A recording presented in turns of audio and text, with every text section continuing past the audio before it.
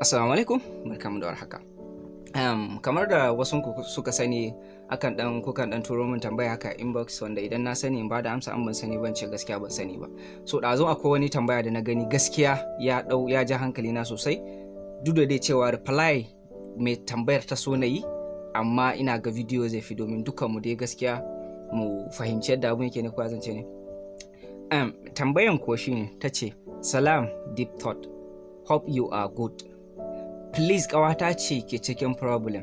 Akwai wani guy da take so kamar za ta busa mishi rai don wallahi cikin samarinta da na sani ta fi son shi.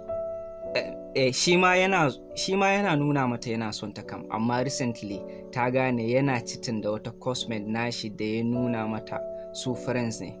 Dama an ce yana da neman mata. Yanzu ta rikice tana so ta san yaya za ta jawo hankalin shi ya dawo kanta ita kaɗai. Please yaya za ta yi? Please reply, thanks. Ba ma yau kan adalci. So da dama akwai laifuka da idan mu muke yi sai mu kalla is normal, amma idan ko wasu ne ke yi shikenan sai mu hausu da zagi. Ba ma yi wa kanmu adalci, ba ma yi wa ƴan uwanmu adalci. Yanzu a nan sorry to say gaskiya mata sukan faɗi irin waɗannan magana su ce wani na da neman mata, wani na da neman mata, wanda ni ma sha faruwa kaina. So a cikin tambayan da ta yi ko bayanin da ta yi ta ce don wallahi cikin samarinta ta fi son shi. Wannan yana nufin ba ma fa cikin su biyu da odaga ya ce wani gaya ne kawai su biyu kenan ta fi son shi. Cikin samari yana nufin biyu ne ya yi sama, wanda da akwai wani gaya ne oda da bayan wannan din za ta ce ta fi son shi akan ɗayan gaya din, amma sai ta ce cikin samarinta da na sani ta fi son shi. Kun ga yanzu idan kina sauraro ke ma kin ce bayanin da kika yi kin ga kin san cewa ita ma tana cetin ɗin kenan, amma yanzu ta gane ta kama boyfriend ɗinta wanda take so shi ma yana cetin ɗin, ranta ya ɓaci, ta rikice, kuma sannan an ce yana da neman mata. To idan aka ce mata tana da neman maza saboda ta tara samari, yaya za ta ji? Yaya za ta ji? Kin ga anan bata mishi adalci ba gaskiya.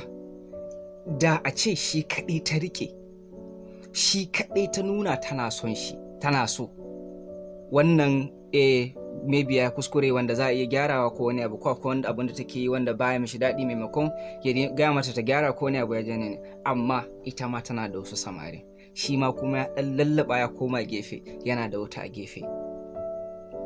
Kuna ganin laifin shi? Gaskiya wannan ni to me gaskiya muna da irin wannan. Kwata-kwata bai kamata muna haka ba, ya kamata mu riga kanmu adalci. Idan za ka yi laifi, ka san laifi ka yi, ka gyara, wannan shi ake so. Abinda kuma ya kamata ta fara kenan shine okay, yanzu ta ji zafin abinda maybe da in ya gane tana da wani samari zai ji, yanzu ta ji zafin hakan.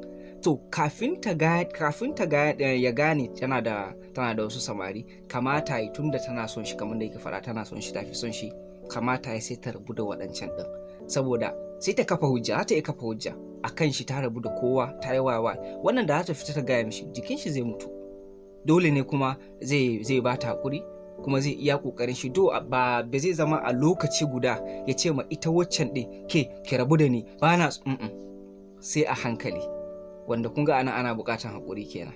So gaskiya in dai ƙawanki ko in ke ma kina haka, ya kamata mu riga wa junanmu adalci. Idan abokinka yana da 'yan mata, a ce misali guda 4 ko 5 misali, so a cikin 5 ɗin nan sai akwai wata guda ɗaya wanda sai ka zo ka gane ai tana da wani boyfriend, za ka je ka gaya wa abokinkan kuwa sai ya ɓata rai, ya kira ta yana mata dare misali. Dare me kenan? Tana yin abin da yake yi ne, amma kuma yanzu rai ya ɓace. So menene amfanin hakan?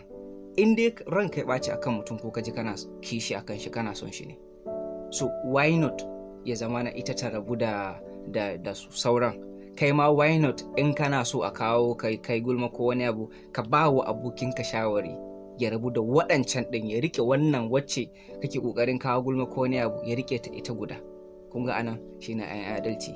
Amma ba yadda za ki ce cikin samarinta ta fi son shi, sannan samari a nan ta yi finding out it's possible a ce yana da wasu daban, amma a nan ta yi finding out guda ɗaya ne. Ita kuma tana da samari, meaning akwai wasu guda biyu ko sama da haka a gefe, to yana da guda ɗaya, ke kina da guda uku ko guda hudu, sannan kina zagi kina fushi kuna zage-zage, ai yana da neman mata yana da mai.